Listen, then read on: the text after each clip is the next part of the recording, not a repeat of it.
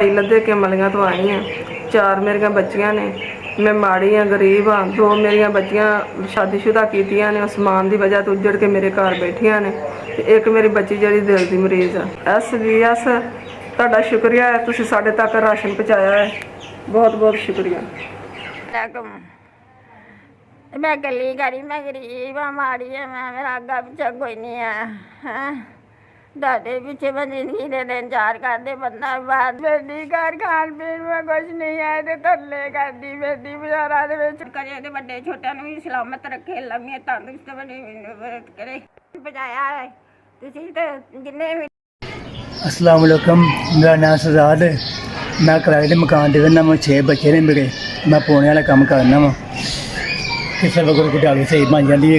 Ration मैंने तुहाडी तरफों मिले, अल्लाह कला तुहाडी गाय करे, अल्लाह कला तुहाडी कारोबार च बरकत पाए।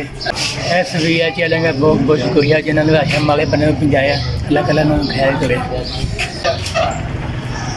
अस्सलामुअलैकुम, मेरा नाम मोहम्मद अदरीस है। मेरे 4 बच्चे ने। 4 बच्चे ने मेरे। नज़र मेरी बहुत घट है। हवाई रोजी है, कभी चंगी लग जाती दिहाड़ी, कभी थोड़ी।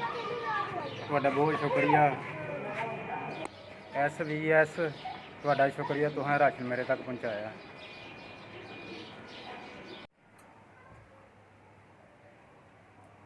अस्सलामुअलैकुम। हम 5 बहन भाई हैं। मेरे अब्बू अम्मी हैं। मेरे अब्बू छोटी फैक्ट्री में काम करते हैं। 16,000 तनख्वाह है, वो आती है। हम मकान का किराया देते हैं और बिजली का बिल देते हैं। सारा ख़त्म हो जाते हैं। हमारे घर का सिलसिला बहुत मुश्किल से चल रहा है। ये मेरा भाई है और ये बीमार है। हम से आए, अल्लाह आपको तंदुरुस्ती अता फरमाए। SVS वालों का बहुत शुक्रिया जिन्होंने ये राशन हम तक पहुँचाया है।